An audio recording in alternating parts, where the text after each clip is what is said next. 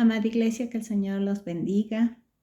En este día proseguimos con la palabra del Señor y que el Espíritu Santo pueda abrir nuestro entendimiento en este día. Vamos a conocer y hablar un poquito de Juan, ¿no? Para podernos ubicar. Juan escribe estas cartas, dice, a los ciudadanos de Asia Menor. Pedro también escribió a estos ciudadanos de Asia Menor. ¿Y por qué les escribe estas cartas? Porque dice que el pueblo comenzó a levantarse en herejías, ¿no? Y ¿qué es una herejía? Hablar todo lo contrario al evangelio o a la doctrina de Jesucristo, ¿no? ¿Y qué es lo que ellos decían, ¿no? ¿Qué es lo que ellos manifestaban en contra del evangelio? ¿Qué es lo que estaban diciendo? Era negar a Cristo, negar la muerte y resurrección de Jesucristo, ¿no? Y también acá nos podemos dar cuenta que el apóstol Juan fue uno de los más jóvenes de todo el círculo de apóstoles de nuestro Señor Jesucristo, ¿no? Y también podemos ver que era, dice, muy cercano a Jesús, ¿no? Tal es que fue el único que estuvo presente cerca a la cruz de cuando Jesucristo fue crucificado, ¿no? Dice que estaba muy cerca, casi al pie de la cruz, ¿no? Entonces él fue testigo de la crucifixión de nuestro Señor Jesucristo. Bien, ¿no? Ahora vamos a ver qué dice la palabra, ¿no? Estamos en Primera de Juan, capítulo 5.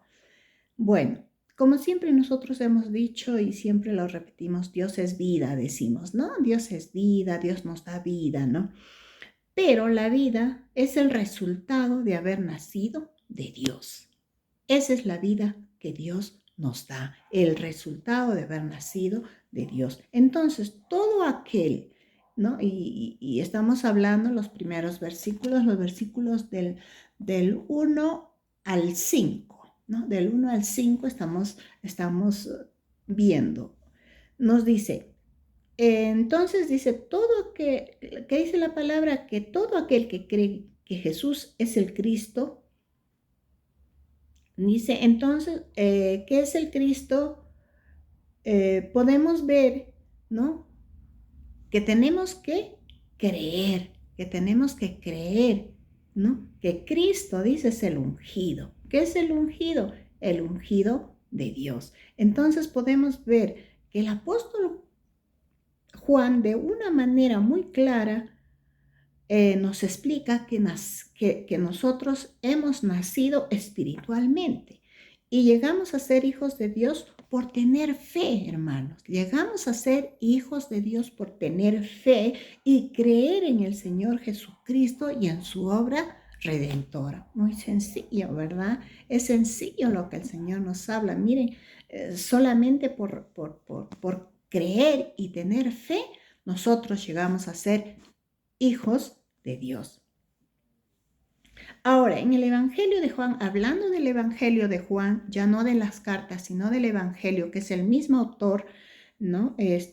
Ahí podemos ver, dice, ¿no? ¿Qué es lo que se dice? ¿Qué es lo que dice Juan en el Evangelio?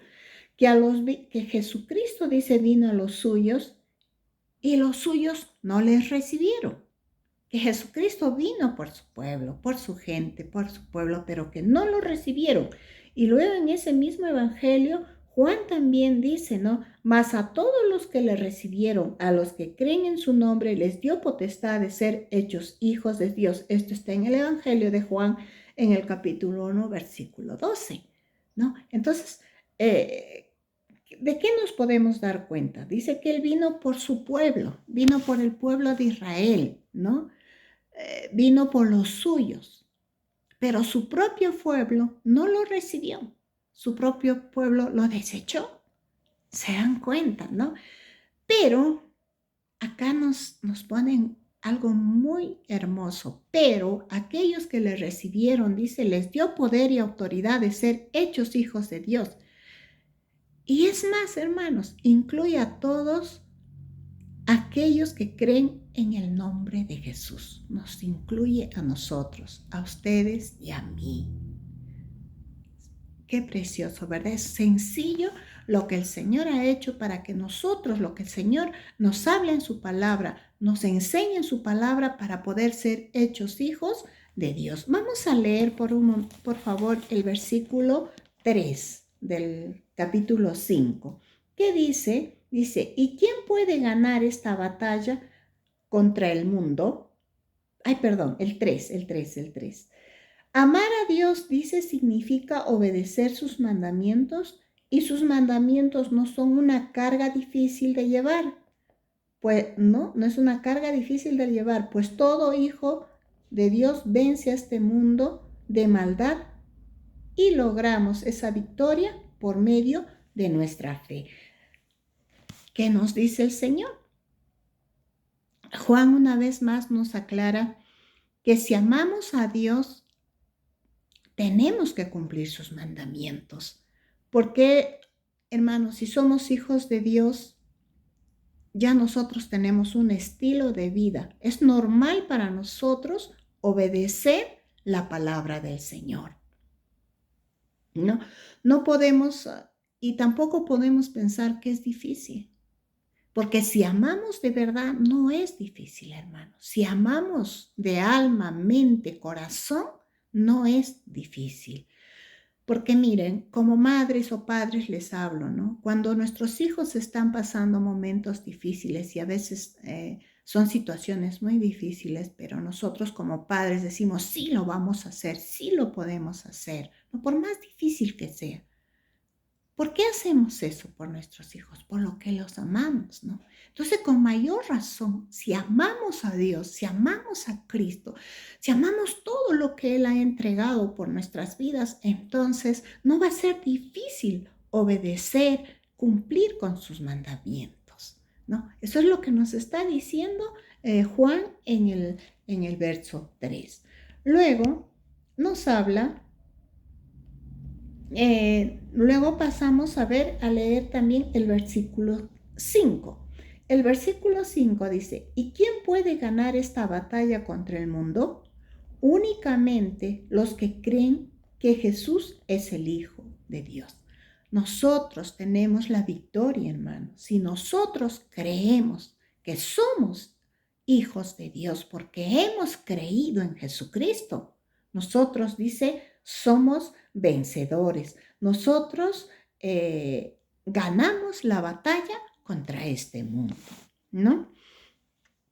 Ahora, proseguimos en los siguientes versículos, a partir del versículo 6 en adelante, el Señor nos habla, ¿no? Nos dice, el Señor Juan nos dice, ¿no? En los versículos siguientes, ¿qué es lo que nos quiere hacer entender, ¿no? Dice que nos habla de 3 testigos que dan testimonio en la tierra, que es el espíritu, la sangre y el agua.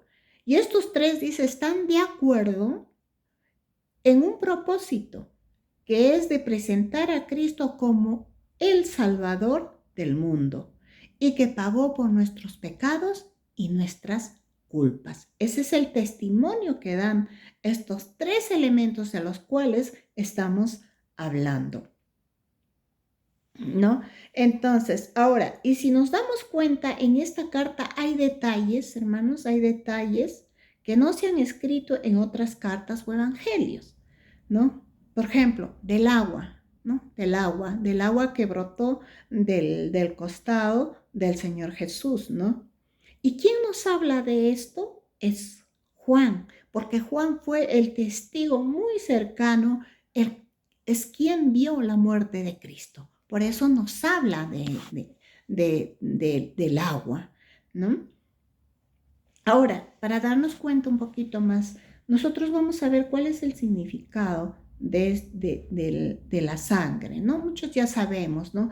La sangre efectúa la salvación y redención, ¿no? Somos salvos y somos redimidos por medio de la sangre de Cristo. Luego nos habla del agua.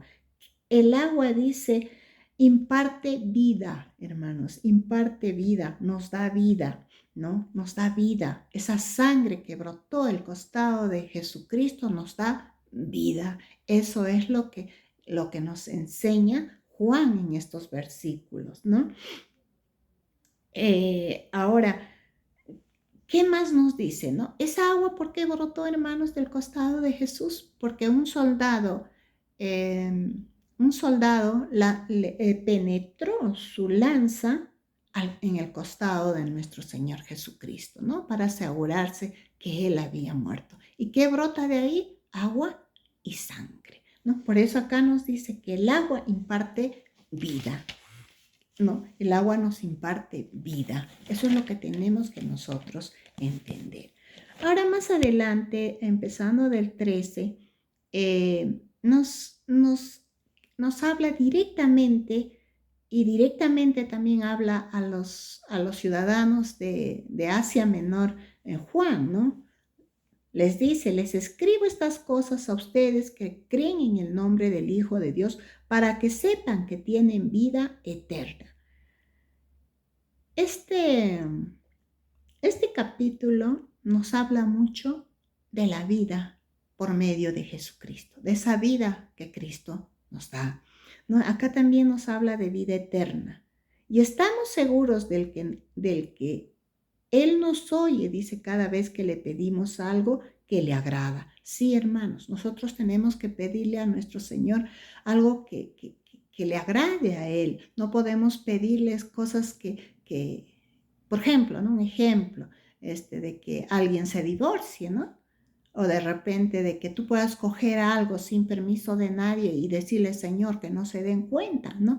Esas cosas son ejemplos que les pongo, esas cosas no podemos pedirle al Señor, son cosas, dice, que le agraden a Él, ¿no? Entonces, en el 15 dice, como sabemos que Él nos oye cuando le hacemos nuestras peticiones, también sabemos que nos dará lo que le pedimos. Tenemos que tener la fe y la seguridad que cuando nosotros nos acercamos a Él y le pedimos conforme a lo que Él nos dice, conforme a lo que Él le agrada, vamos a recibir lo que le pedimos. Eso es lo que nos dice la palabra. Ahora en el 16 dice, si alguno de ustedes ve que otro creyente comete un pecado que no lleva a la muerte, debe orar por él. O sea, si esa persona se ha arrepentido, si esa persona se da cuenta que está cometiendo algo que no es correcto, ¿no? Y se arrepiente, nosotros tenemos que orar, dice, por esa persona.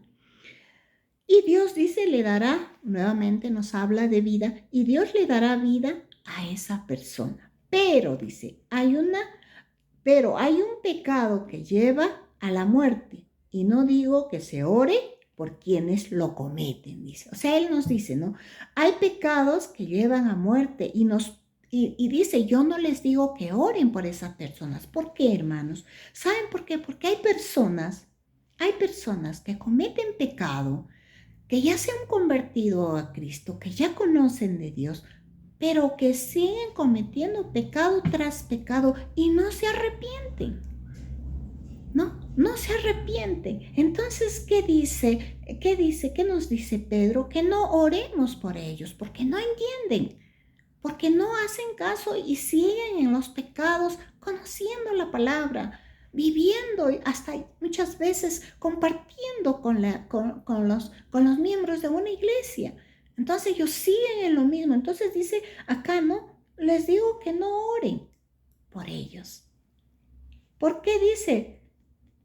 Porque todas las malas acciones, dice, son pecado. Entonces ellos siguen cometiendo malas acciones y son pecados de muerte si ellos no se arrepienten, si ellos no se vuelven verdaderamente a Dios, ¿no? Pero Él vuelve a repetir acá y dice, pero no todos los pecados llevan a muerte. ¿Por qué? Porque como les decía hace un momento, si se arrepienten, si empiezan a darse cuenta de lo que están haciendo, no va a ser para muerte. Amén. Ahora, en el 18, sabemos que los hijos de Dios, dice, sabemos que los hijos de Dios no se caracterizan, dice, sabemos que los hijos de Dios no se caracterizan por practicar el pecado, porque el Hijo de Dios, dice, los mantiene protegidos y el maligno no no los puede tocar. Hermanos, desde el momento en que tú eres hija, hijo de Dios, y obedeces la palabra y no practicas el pecado, dice, desde ese momento Dios nos protege y el maligno no puede tocar nuestras vidas. No puede tocarnos, ¿no? Y en el 19 nos dice, sabemos que somos hijos de Dios y que el mundo que nos rodea está controlado por el maligno. Ciertamente, eso sabemos, ¿no? Que el mundo está controlado ¿por quién? Por el maligno. Pero también nos dice que Él nos protege, que Él nos guarda, que Él nos cubre para que el enemigo no pueda tocar nuestras vidas. Amén, gloria a Dios. En el 20 nos dice, y sabemos que el Hijo de Dios ha venido y nos ha dado entendimiento, ciertamente, entendimiento para que podamos conocer al Dios verdadero.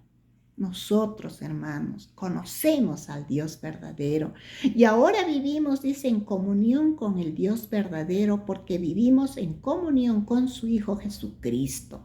Ay, hermanos, qué poderoso. Vivimos en comunión. Como veíamos anteriormente, ya no hay una cortina que pueda separarnos del lugar santísimo donde nosotros tenemos esa comunión con el Dios verdadero, ¿no? Y tampoco nadie nos puede apartar de vivir en comunión con su Hijo Jesucristo, ¿no? ¿Por qué? Porque dice, Él es el único Dios verdadero. Una vez más nos repite y nos reafirma que Él es el Dios verdadero y Él es la vida eterna, ¿no? Y acá en el 21 les dice, queridos hijos, aléjense de todo lo que pueda ocupar el lugar de Dios en sus corazones. Hagamos una reflexión, hermanos. ¿Qué es lo que en este tiempo ha estado ocupando